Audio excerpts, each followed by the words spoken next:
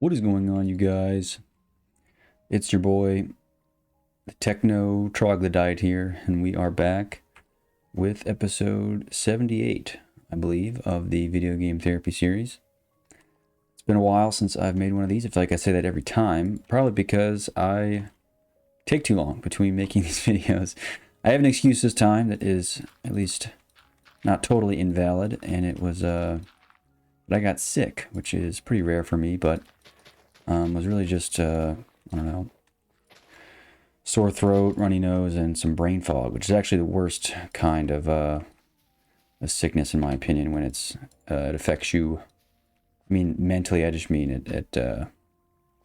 you can't think right, or you feel all weird. I don't really know how to describe it, but anyway, if you have had brain fog or something before, I wish it was just something like made up that that didn't exist, that I can just kind of wheel myself past, but unfortunately it doesn't. It certainly doesn't feel that way, at least to me. But anyway, we're back to talk about some more bullshit. So here we go. So I was thinking about just interesting, the topic of interesting, right? Or like interesting people, interesting things, because perhaps at some point in your life, hopefully at least, somebody said, "Oh, like you're an interesting person," right? Or such and such is an interesting person. And sometimes they mean that derogatorily, like they're just talking shit to you and they don't want to say anything. Or like, "Oh, this person's like, fun," or something. That just means it's you're a dumbass. Anyway, interesting. Sorry. Interesting meaning like what does that mean to be an interesting person? And I think it kind of involves two facets. And this is just what I was thinking. Interesting ideas and interesting people. Like you can have what you would generally consider interesting people. These are people just who have, I don't know, very interesting like experiences. Like if someone has like a PhD in some obscure science, they might be an interesting person just to talk to, about something. I don't know. But it has to be coupled with an interesting topic, right? So even interesting people, like, let's say, I don't know, some president or something, regardless of whether or not you agree with them politically, they would still be qualify as interesting people to, in your regard. And I guess the egalitarian half or quarter or tenth of me or whatever believes that all people are interesting in their own right, or interesting in some circumstance or some subset or something. Not everybody is wholly uninteresting. At least I would hope to believe that. Again, maybe there's, I don't know, maybe there's people trying to prove me, prove that otherwise. But regardless, interesting people themselves don't make things interesting. You can have interesting people talk about boring stuff, like for example, I don't know, people that I find interesting. If we talk about boring stuff like the weather or something, or politics, which I don't find particularly interesting, then it's going to be boring. And I guess the other side of that is if we're talking about something interesting, I don't know, I suppose maybe sure metaphysics might be something that I find interesting, and you can, I don't know, you can decide whatever that means and decide whether or not it qualifies as interesting to you. But sure, it might be interesting to me. But discussing that with people that aren't interesting or aren't interested in that, and I guess it might tend to point towards it more being about the ideas themselves and not the people. But I honestly, I mean, again, part of me thinks that everybody's interesting in some different contexts, but some people just, maybe they just have there's no trigger to make them talk about anything interesting, right? Or they just have and I think the way to quantify or qualify, I suppose, something is interesting is like the predictability of it. So in some ways, if some guy like, I don't know, is a vet or something, and all he talks about is his work or something, or all he cares about is dog. I don't know. You could just make something up. But it's the reason this person may not be interesting to me is because they're entirely predictable, right? They have you always know pretty much exactly what they're going to say before they say it. And even if you didn't, what they say could be not like it doesn't. They don't have to, like, they're just nothing. They don't contribute anything. And I wouldn't want to, haul off and call this person uninteresting or boring, which some people might do. And I'm sure I might do if I'm angry or pissed off or something. But they certainly maybe just tend towards uninteresting topics, right? So in order for something to be interesting, I guess in this context to me, it needs to be both an interesting topic and interesting people, which again, it's kind of qualified differently. But I suppose everyone has their own versions of these things that they find interesting. And people, I suppose, too, that they gravitate towards. But the predictability, like people that I think in general, people who are more unpredictable, not in the sense that they'll just randomly say something racist or something stupid, doesn't make them like interesting outright. It just rather the unpredictability of their opinions. Like if you can just pretty much guess exactly what they're going to think on every single topic, this person is a predictable person and thus not interesting, or at least less interesting than they could be otherwise. I think the most interesting people are the ones that you're always like, I wonder what they think about this, right? Which again, only doesn't describe everybody. There's people that you don't really care what they think because you're pretty sure they're going to think, A or, A sub 1 or A sub 2. So like very, very close to A, or like pretty much functionally just A, right? Whatever A is, just an arbitrary variable in this case. And so they're not really, I don't know, you're never curious about what they think because it's all in a box. So I don't know. I just thought about interesting things, interesting people. And the other thought I had about this was with regard to like a possible experiment. And this wouldn't be like I guess it could be a scientific experiment if you framed it right, but it was more of just like a social-esque or be psychological experiment or some kind. But really, let's say you have like, and again, this is all hypothetical, so the practicality of this is, questionable. Suppose you have like these, okay, so all interesting people, we'll preface it with that. These people are all by some right of their, designation or whatever, interesting, or people that maybe you've hand selected them and you think they're all interesting. Fine, whatever. They're all interesting people. That's the qualifier. They're all interesting people. And you first put them in one room. So let's say like, I don't know, it's like there's 20 of them or something. And you give them a topic to discuss about. And then perhaps either at any moment or at a given threshold of time, let's say like 5 minutes, they can move on to the next room, which is empty.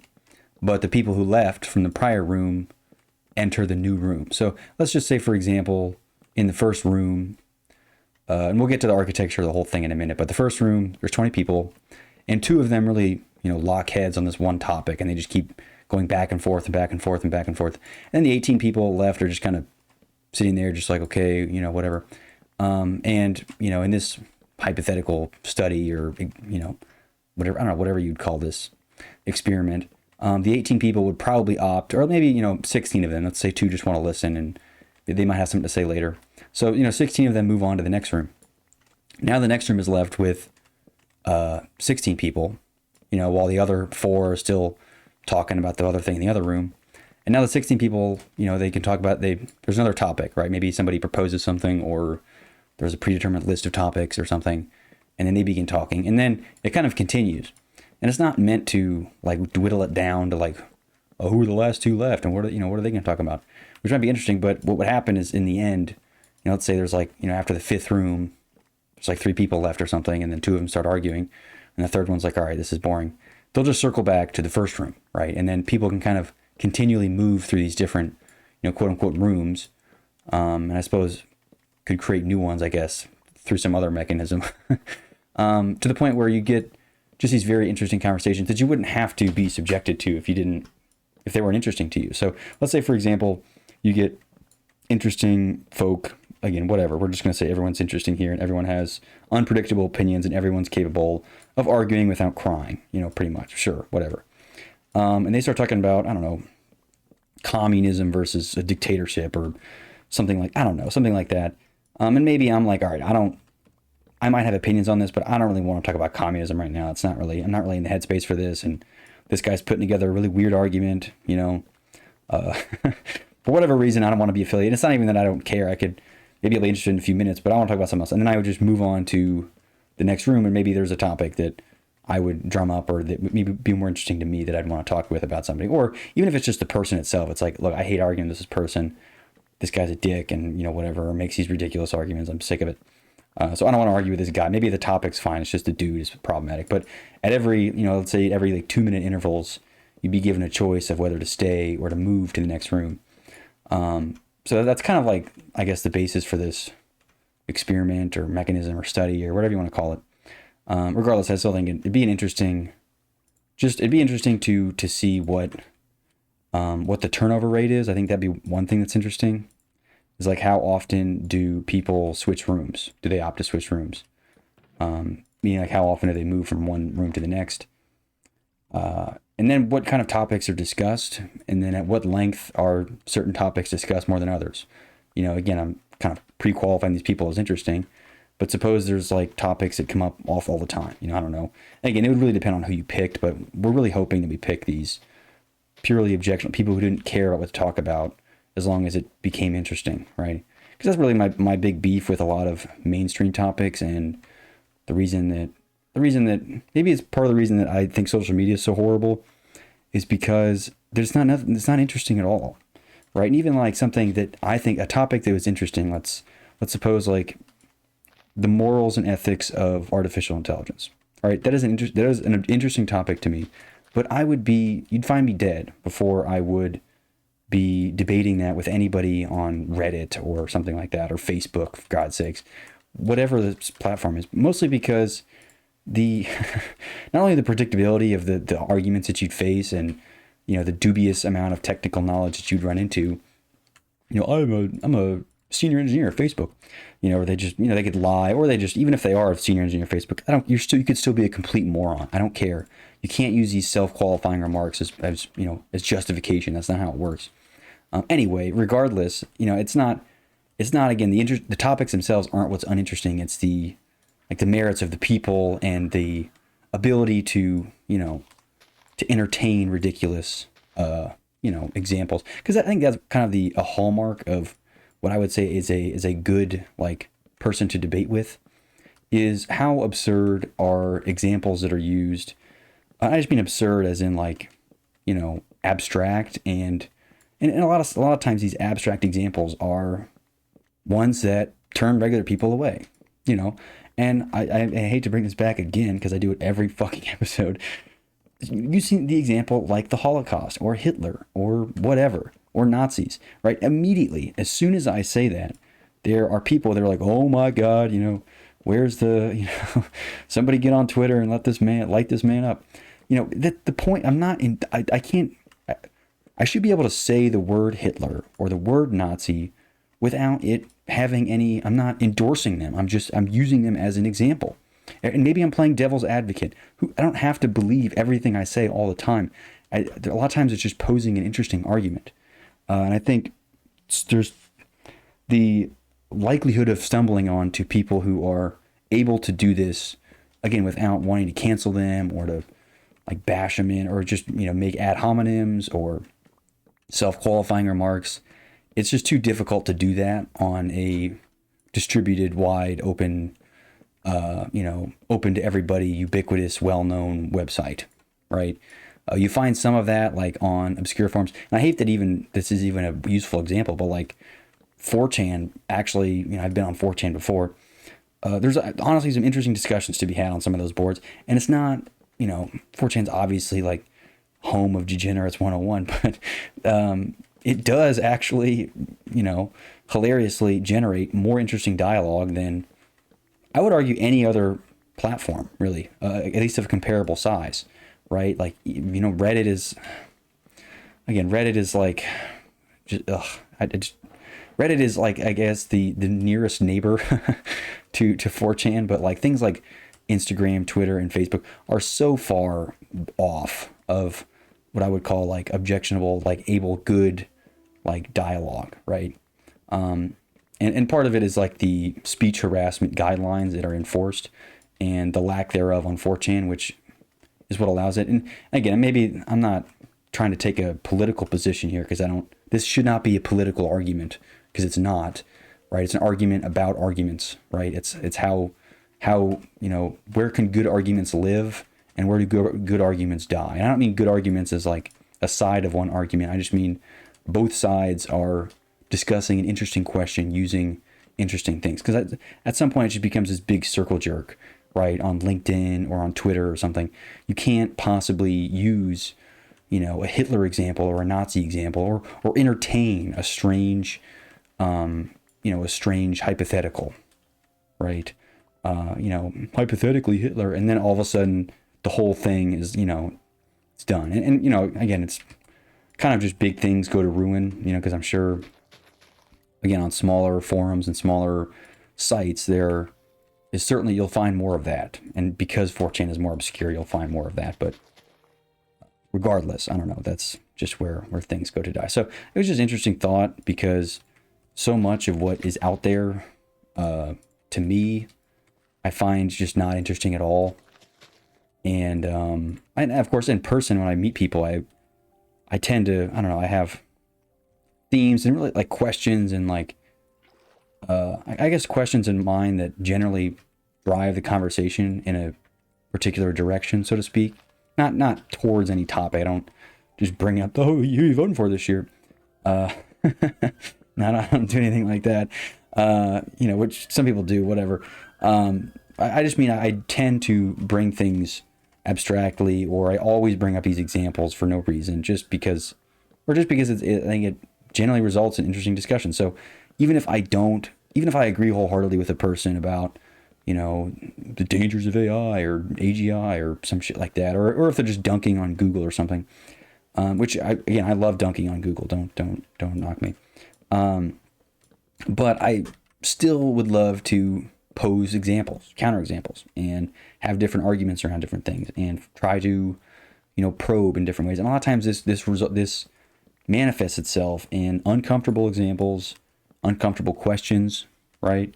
Strange use cases, and what really should be answers of I don't know, or, kind of you and me versus this interesting question versus like, I'm not attacking you by giving you this weird example, right? I'm not saying that you're an idiot because I'm endorsing the opposite side. I'm doing it for sake of argument. Why is this seen as such a heretical idea? Like, what, we don't have to agree on this. And we probably do agree on this, actually. Honestly, we probably do, right? And I'm be the first to tell you that, but I'm not going to spend my whole time like agreeing with you when we could be having an interesting debate, about something. So I don't know. Just so much is not interesting, and I would hesitate to say it's only people that are interesting or not interesting, because if you get me talking about something dumb like, I don't know, politics, right, or who I'm voting for, I'm certain that conversation will put you to sleep, because I don't care about it and I think it's a stupid topic. So the topics themselves, or the people themselves, aren't really the issue here. Maybe I'm just an interesting person or a boring person, whatever. To you, again, I think it's mostly contextual. But the facets are, it's the people that make things interesting. There are people that are not conducive to interesting topics, or maybe just don't engage, right? They're just Switzerland on everything, and they just refuse to take any sides or to be uncomfortable, and that's their own problem and their own prerogative, I guess. But then the ideas themselves also must be interesting. So interesting people and interesting ideas are both kind of required tenets of interesting stuff to happen. So I don't know. And then the tie-in with things being interesting is the lack of predictability. Not a sense that it's random. Like, lack of predictability doesn't mean random, but it does not always, right? Predictable and random aren't necessarily antonyms. I think you can go to the etymology there, but the words, I mean things that are not completely antonyms between predictability and randomness. So again, I don't think my opinions on things aren't random, but they're certainly not predictable, I would hope. So I don't know. Very much a difference there. But anyway, I'll move on to something else, because I've beaten that one to death. This is kind of a tough one to wrestle with. So I guess we'll see where this goes. This is a really deep topic, though, so I don't know what kind of headspace I'm in right now when we get into it, but I suppose we'll see. But moral progress, does it exist? Meaning, are we making progress morally? And kind of the abstracted person in me says, well, it's impossible. I guess it's not that morals aren't real, but good and evil are certainly subjective constructs, subjective to individual whims at any given time. And really not even individual whims, but societal whims, right? We as a society all of a sudden decide that something is more or less morally objectionable than it was before, or enough people decide it, and then all of a sudden it becomes morally reprehensible, right? So like, for example, right now it is, socially unacceptable to, I don't know, I'll try to pick easy examples here, but eat your own shit. Okay. You're not allowed to eat, you're allowed to, I suppose you could, but that is morally reprehensible. People in general would say that is bad. I mean, maybe just from a health perspective and from just a regular, like, don't do that, it's bad kind of perspective. But suppose, again, enough people in 5-10 years decide that, enough is enough and eating your own shit must be okay. It's got to be normal to eat your own shit. And then, in 20 years, it's unheard of to think that eating your own shit is bad, right? And I do not mean to draw parallels between eating your own shit and anything else that has, been morally corrected, so to speak. But what I would argue about this kind of, what I would call a myth of moral progress, given that I don't necessarily think that it always moves forward. I don't think morality necessarily improves. But I think it just evolves, right? It kind of just mutates. So again, for example, and this is, I don't know, whatever. I'm gonna pick the examples I want. So I guess go fuck yourself. Slavery was once total, and again, I'm talking about maybe Western United States slavery. So that's just to put it in perspective. I realize that there are still slaves all over the world, right? And there's also different kinds of slavery. It's like we have this very one-sided view. And this is a whole different topic. We have like one picture of slavery. Maybe it's just as Americans, and as an American, I can't speak. Actually, I will speak on behalf of everybody. We just have one picture, right? Old white guy, Virginia, I don't know, Mississippi or some southern state, and he's whipping the shit out of a black guy. That's all we have, right? We have, that's the only image of slavery that pops into my head when the word is spoken, right? And I might immediately, it's like my gut instinct is, shame. That's what it is. But that really isn't, that is not a historically accurate representation of slavery at all, right? It's kind of very, very limited in scope. Like there was all kinds of, for example, like the cattle that we shepherd around, we are holding them slave to us, right? And of course we kill them and eat them. So we just call them cattle and not slaves, but in a lot of ways it mimics the same behavior. Not to mention, even between other humans, there are, Africans enslaving other Africans, Egyptians enslaving, Middle Easterners, whatever. I don't know the whole, I'm not a, I don't know, I'm not an anthropologist or something. So I don't know all the history of slavery everywhere, but if you open a history book, there's been slavery everywhere. But the picture is not just the white guy has always been, the white guy and the African import. It's not like the one image of slavery. Anyway, I guess digressing, that now that, slavery is defined, multifaceted, right?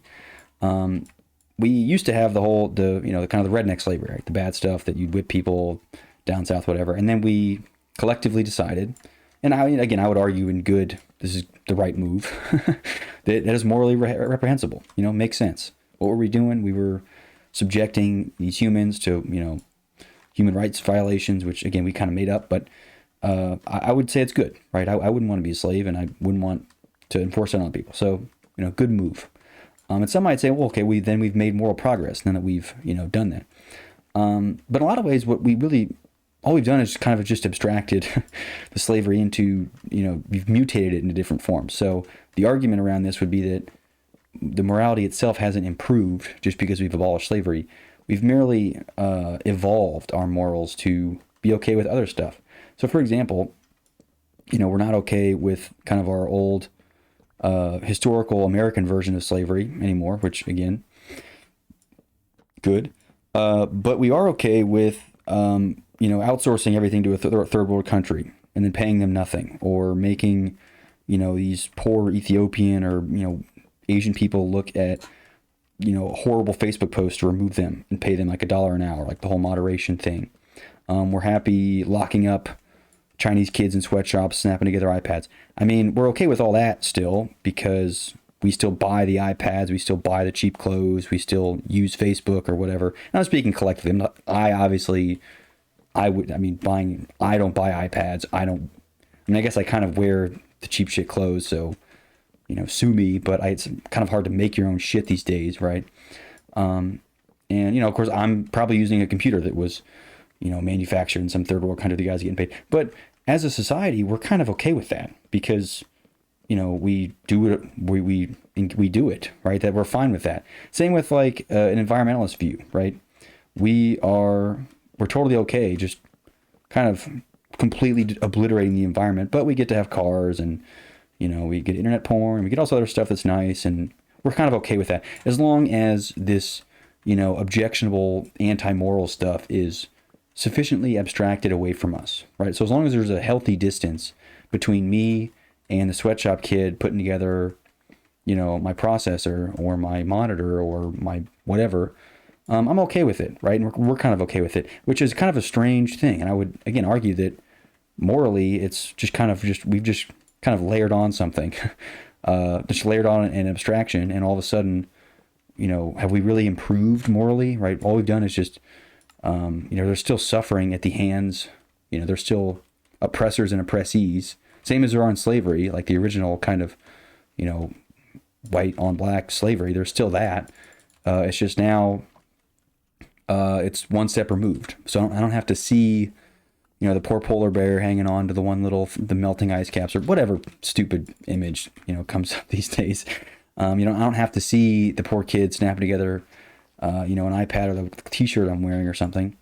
I don't see that. And so then it's okay if I don't see it, right? So kind of this out of sight, out of mind, which doesn't change like the moral basis of the act, right? And I suppose part of, my problem with this is that, like in the days of this, abhorrent American white on black slavery, you could see it and say, oh, that's bad, we should stop doing that.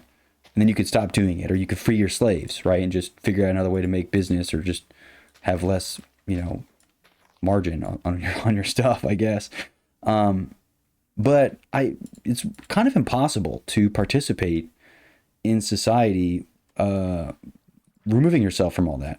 I mean, it's literally like impossible to buy something or to really, I guess just buy anything.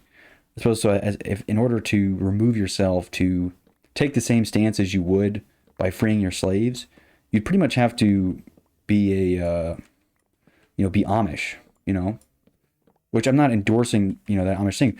I'm merely using this as a way to argue that the morals that we have, kind of our collective morals, or even individual morals that form this collective, haven't really improved, but they've just merely evolved into something different. So that's kind of my whole thesis with this, is that I don't think morals themselves, and again, this is just an argument. I'm not saying that I agree with this 100%, or that this is like some truth axiom or something. I'm not saying this is all true. I'm just saying it is interesting, hypothesis that morals don't evolve, morals don't improve, they just merely evolve. And you can use many different examples. I'm just using this one as kind of as modern slavery versus historical slavery to point out that there's not much difference beyond a layer of abstraction, right? And sure, maybe, okay, like, but even that, like, there were, for every, to draw a more parallel here, for every, I guess, bad slave owner, there were good ones, the ones that, like, I guess let them drink beer and gave them money and stuff, and, gave them actual names and stuff like that. I don't even know. Whatever. There's like benevolent slave owners. In the same way, I'm sure there are sweatshops that, have somewhat humane conditions, right? But does it really change the fact that they're sweatshops, right? Is at the end that they're still people like sucking, I'm sure their life is less sucky, maybe, but even that is like, does it offset, like, it's the same as a less sucky slavery, right? Would that be much different? And I suppose people just try to say, well, the technology's better, so therefore, like, and I don't know, because I guess what I would really try to call into question with all of this, and maybe it's just this is actually a completely different argument about, like, about progress. because you could look. I really begin to question many different metrics of progress, especially like quality of life progress. Because again, if we measure that against technological progress, we've seen, kind of this very bullish over the last several hundred years, very bullish. But again, people kind of assume that it automatically correlates to some quality of life thing. And even if there was, let's say there was some survey of quality of life or something, I've said before, surveys are horrible measures of anything. I mean, especially like a self-survey, right? Or even just like, oh, how much money do you make? Oh, you must be this happy. Again, I hate to use one example or have, an exception prove the rule here, but Diogenes was, again, self-proclaimed. Who knows how he actually was internally, but was self-proclaimed, totally happy, content with his life, nothing. The guy, by today's standards, of this quality of life standards, or this quality of life index, or whatever that we might have, a survey or something, he would have been, bringing the average down. So I think I don't think we're even capable of adequately measuring improvement in quality of life. We're kind of just doing something and then hoping that it worked, which again, I'm not saying isn't totally wrong. I'm just, I'm saying we have to consider the fact that we might be totally wrong. That doesn't mean to not do anything, or that there's immediate action that to be drawn from this, but I say that we can't assume that we're automatically right just because there's not an obvious way to prove me wrong. So it's kind of paradoxical in that way, and maybe that's just true of all arguments, is that just because there isn't a robust, like an obvious counterexample, doesn't mean that it is true, right? We have to kind of live in ambiguity, right? Maybe possibly, and actually likely, just perpetually. We won't ever know, right? We probably will never have an adequate measure of quality of life. Therefore, we'll never be able to adequately measure, like, whether or not, or to what extent, or at what point even technology no longer improved human existence, right? And collective human existence or something. And is that even the metric we want to go with, is this collective human existence? Maybe like a true, moral human existence does result in some upper class and a lower class or something, which again, most people would kind of scoff at, but we're kind of seeing it, like you're living in it, right? If you're living in a Western country, I guess congrats, you're in the upper class. We kind of say, we always turn our noses up at stuff like that, but then the entire world is organized in that way, right? So how are you able to, put yourself on a moral pedestal when, you're still participating in all of it, right? Go be Amish. So I don't know. I guess the case for being Amish is improving on the daily. First the whole data privacy thing, but now you have a moral obligation to churn your own butter, and I don't know. So stupid. I don't know. There's something about self-sufficiency that's just simple, right? If you die and get eaten by a bear, that's you, right? You're not, I guess, good for the bear, bad for you. The world moves on, right? The sun will rise again. I don't know. It's, and maybe it's just some kind of speciesist thing that we, want to defend and live through humanity. Which again, I'm on the side of defend. I'm not anti-human at all. I'm just saying that we can't expect. Not all other species. I'm sure all other species are also in their own looking out in their own best interests. So if the sheep could overthrow us, they would. They just can't. So now it's kind of is it our duty now to dominate them, or do we try to cohabitate or something? And I don't know, because the only reason that the humans are most relevant here is because we've done all the the industry, right? We are titans of the planet, so to speak, really. And so, many would say we earn the right to dominate other species, and if you are our slaves, then so be it. It's too bad, right? Maybe you should have evolved better, right? But were we really responsible for how we evolved, right? How much do we have to take credit for our superior, intellect that we evolved with? Was that our fault? And I don't know. There's some of it like kind of a higher power calling too, just because you don't know why. Why is it that we were, imbued with these special powers in comparison to everything else? And what the hell are we supposed to do with it, right?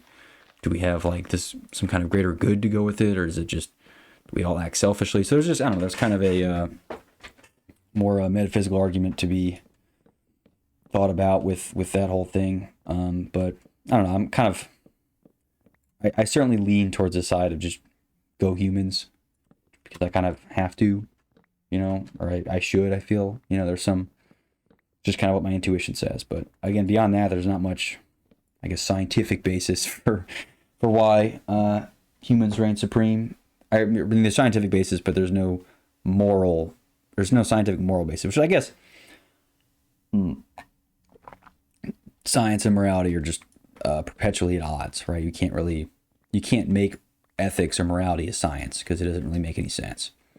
It's also not fair, because we kind of invented this science, and so if we just use that to invent morals, we've now just invented morals, which I guess is all kind of made up. So it doesn't make a difference. Science and morality are two sides of the same coin. So I don't know, whatever. I'm gonna go on to something else, because I think I've gassed a horse for today. So at least on that topic. So let's see what else I have. Oh man. Oh, I just had something I totally forgot. Oh, here it is. Yeah, that's right. So my beef with Stoicism. So maybe in many of these little diatribes and things, and I know in my writing that I've been doing more recently, which if you're not already following via RSS my blog, it is buckets with a z.wtf/RSS. It's my blog domain. There's a video about it if you're interested. But I consistently quote and fall back to a lot of, I guess pseudo-stoic tendencies, where I kind of try to view things objectionably, kind of a very, I don't know, cool-headed and whatnot. And here's kind of my problem with it, right? My problem with Aurelius, any of them, I'll battle any of the Stoics with this. When you truly embrace and live your life stoically, you kind of feel dead in a lot of ways, because you almost view everything as like this, and I realize it's just like I'm me living according to my flesh, which is kind of anti-stoic anyway. But there's something alive about getting a little angry at something, or doing anything that like anti-stoic, so to speak. Being happy for a second. Because even being happy is not really the Stoics don't want you. It's not like the goal isn't just to pleasure yourself and to be happy, or to avoid being sad, or that's not really how you're supposed to do it. You're supposed to be, kind of an objectionable, almost like a third party dissociative of the different stimuli your body is kind of, what your body's telling you, and just kind of viewing them as just merely your impulses of your body, which again, you don't have any control over. So you shouldn't ride the roller coaster, so to speak. Or you should do so only, from the perspective of, hey, look at me, I'm riding the roller coaster kind of thing. But the reason I thought of this is today I saw somebody on their phone, which always frustrates me. Well, sorry, for context, in the gym, between sets on the phone, doom scrolling between sets on the phone. And I know they're doom scrolling because I was behind them and I can see that they were on Instagram, or I'm not even sure what the UI of half these things look like, but I assume it was one of the doom scrolling capable apps, which is all the ones that are popular these days. Anyway, I saw that, and then I was in a moment, I was filled with rage, right? And I almost just wanted to go over there and just smack the phone and start screaming at the motherfucker, because, it's not even like, just don't do that. There's no way that is in any, okay, I don't even want to get started on that topic. Anyway, but so the reason I brought that up is because I felt that way, and then kind of my inner Marcus Aurelius Stoic person goes, hey, that was anger that we just experienced there. It's okay, right? But kind of, just view it as anger and move on. And you can't control what the person's going to doom scroll. They're going to doom scroll, leave it be. You have a workout to get to, so just don't worry about it.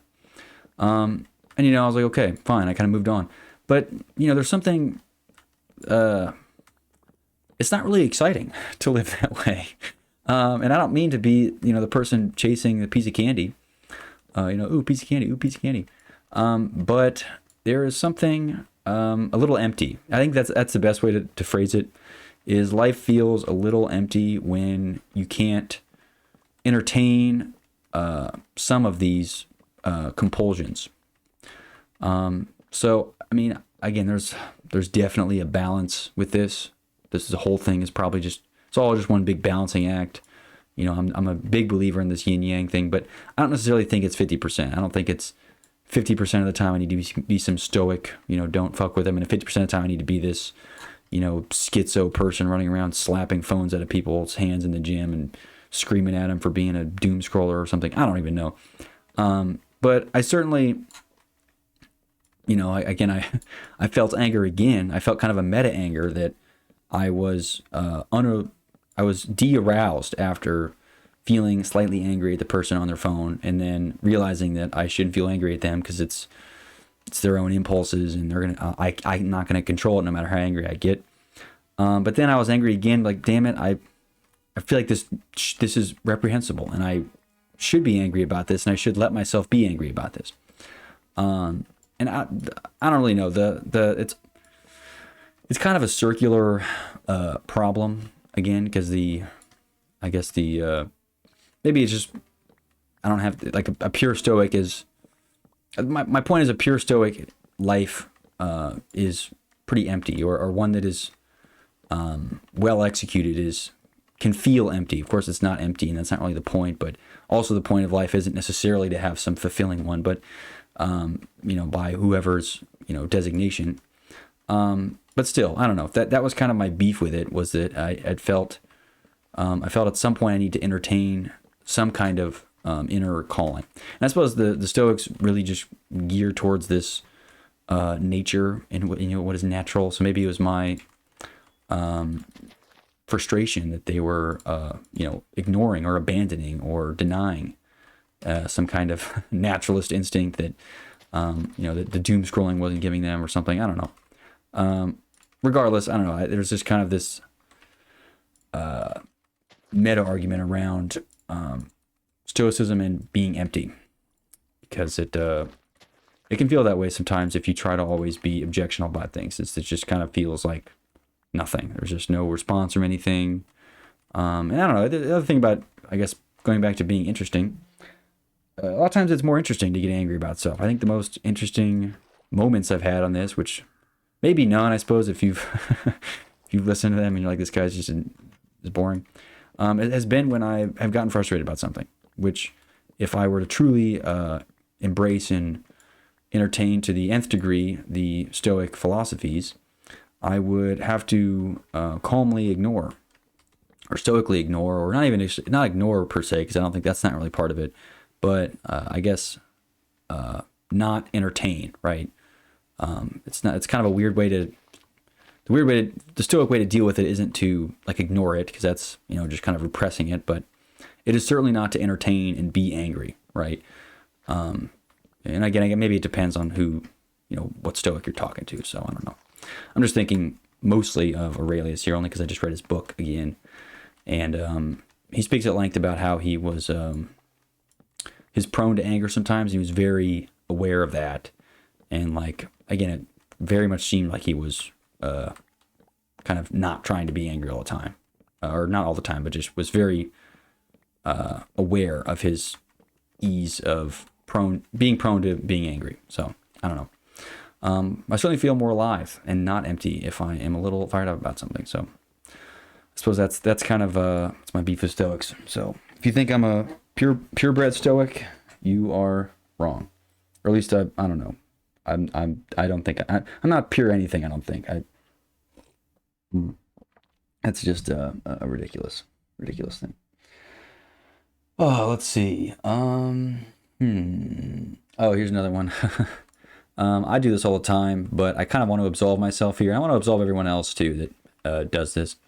The vague and contemptuous they, meaning like, oh, well, they just want you to do this. They want, like, a lot of times people say that and they're like, well, who the fuck is they, right? And maybe it's most closely associated with Politics, they do this all the time. People do this all the time. They're like, well, they want to take away our guns. Some Republicans will say that, and it's like, well, who are they? Who's the they in this situation? This like vague and contemptuous they. Well, it's obviously liberals. The liberals say, oh, they just want to kill babies or something. I don't give a shit about any of those topics, but I use the vague and contemptuous they in all kinds of different really just to represent a vague opposition, right? And I don't think it deserves more of an explanation than that. I don't think it's always necessary to, unless you're doubting the existence of a they in the first place. That's really the only situation in which I think it's okay to say, well, who the fuck is they, right? Because people just do that mostly as a distraction, like, oh, look here, look over there, it just as a way to kind of move away from something. Because like if you're arguing about something there's obviously two sides to this argument. There's not an argument about another side of this, right? But I think who's the they you're talking about, be specific. I think that can a lot of times just pull away from whatever argument you're having, especially if it's sufficiently abstract, because sufficiently abstract examples, like let's say I'm talking about AI or AGI or something, and I use the they to refer to maybe like an AI maximalist or a Bitcoin maximalist or something. If I'm talking about crypto, I don't need to affirm the fact that AI maximalist exists. Okay, I don't, because they do. I don't have to. What do you mean to pull up a Twitter feed, or a PGP key of some? I'm not gonna waste my time confirming that this they person exists. They do. Okay, that should not be where we're arguing about. Obviously, AI maximalist exists. Don't leave it. That's not the point of argument. Is to go track them down and make sure that they totally believe whatever they say or something. They obviously, it's kind of trivially true that they exist.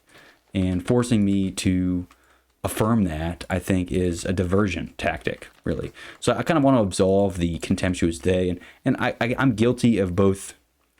I overuse the contemptuous they a lot because it's helpful and it's good, because presumably there's an opposition in almost every argument. So I think representing it needs to be simple and easy, right? And again, maybe if we're talking about a very specific issue or specific people, it's better than and probably okay to specify who am I talking about, right? If it's Elon versus Zuckerberg or something, when I'm using the contemptuous they, I should probably say who's who. But in general, I don't think, especially for a lot of the arguments I bring up, I don't think it's not necessary for me to specify exactly who the they I'm talking about is, as long as you're certain that they exist. Or a version of they exists that's relevant to the argument, which is often not the case. I think if you're making that argument, there's enough off basis that it's not going to be a fruitful argument anyway, if you're doubting that these people actually exist, right? So it's hard to have a discussion on, let's say, like AI alignment on AGI if you're doubting that AI maximalists exist. Or even on the other side, if you're doubting that people are like, shut it down, no more development. And you're like, well, no one actually says that. It's like, really? People obviously say that. I don't need to. I'm not going to pull up examples. It's just not. No, I'm not going to do that. Or we have to assume that even if I don't have like an example or something, you can't you can't imagine that a single person or a single group of people exists that are, who I'm describing as they here. Really, that seems pretty, a pretty weak little fence post to stand behind, if I'm going to be honest. So, yeah, I don't know. That's just kind of, I wanted to absolve myself of the usage of the contemptuous they, them, or not they, them as the, sexual or gender pronoun or whatever. I just mean they, them as the they will use in an argument, to the equivalent of like, oh, they took our guns or they killed our babies or something. Whatever the argument is in question, using they, them is mostly okay. Okay, as much as I do it. So man, I'm also guilty of over pointing it out too. Like who's the they you're talking about? I do that too. So I'm not, but it's most of the time it's okay as long as there's some subliminal agreement that this person is very likely to exist or does exist already. Even the likelihood of such existing, I think, is enough. I don't think there has to be a Twitter feed I can follow or a name I can give you about somebody who believes this. Rather just like I'm certain that there is a Bitcoin maximalist who thinks, you know, Bitcoin's the future. Really, why do I need to guarantee that that exists? That's kind of a waste of our time, you know. So anyway, I wanted to give myself the stamp of approval. So thanks to myself. I don't know. I think I don't want to unpack these last ones because they can be pretty. These could go on for a while, so I think I'll pinch it off there, which is unfortunate because I wanted to. Maybe I should just start mining this last tree, but it is what it is. Anyway, I'll wrap it up there. So thanks for watching, I guess, and hope to see you guys next time. Peace out.